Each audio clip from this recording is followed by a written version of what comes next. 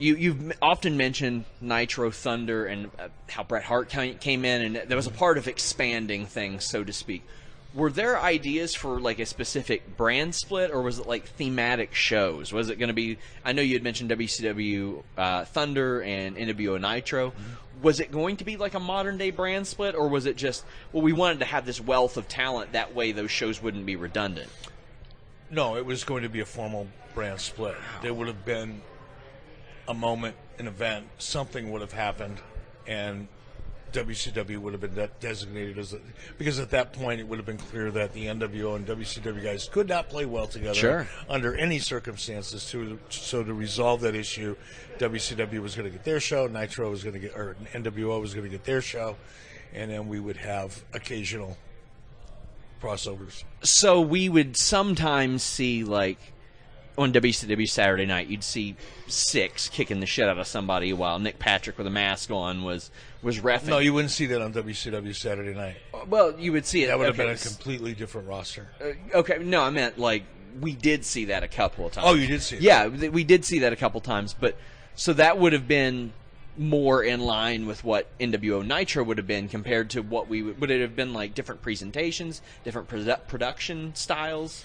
They would have looked and felt differently. You know, WCW would have been a more traditional wrestling show because the WCW audience, the core audience, was a more traditional wrestling audience. They were NWA, you know, they were Georgia Championship Wrestling. They were Florida Championship Wrestling, you know, back before cable television. A lot of that heritage was still a part of the WCW audience. So that show, the WCW show, would have had a more traditional feel to it. NWO would have been a more edgy, kind of black and white and grainy. I'm just so fascinated by that because it's like that. It happened, but it happened years later, categorically different with the WWE brand split because they acquired that ECW and WCW talent. So to see, and I mean, I remember like playing the video games, and I would flip to that roster, and I'm like, my gosh, this WCW roster is huge. Like, and I even thought then, I was like, my gosh, they could do a completely different roster with just half these guys. So to hear in the years that followed, like, that was the plan. That's what was going to happen. Do you remember what specific moment happened when you were like, that's not going to happen?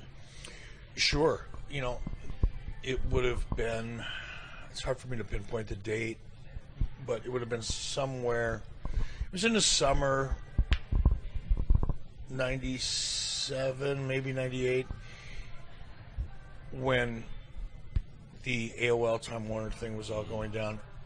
Once they started moving budgets around, once they started cutting my budgets and telling me what I could and couldn't do, after I had been given the responsibility of launching an entirely new show, I had to pay for it myself. You know, TBS didn't want to pay for Thunder.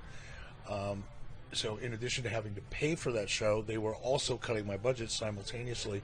At that point, I knew that we weren't going to be able to do any of the things that we had originally planned to do.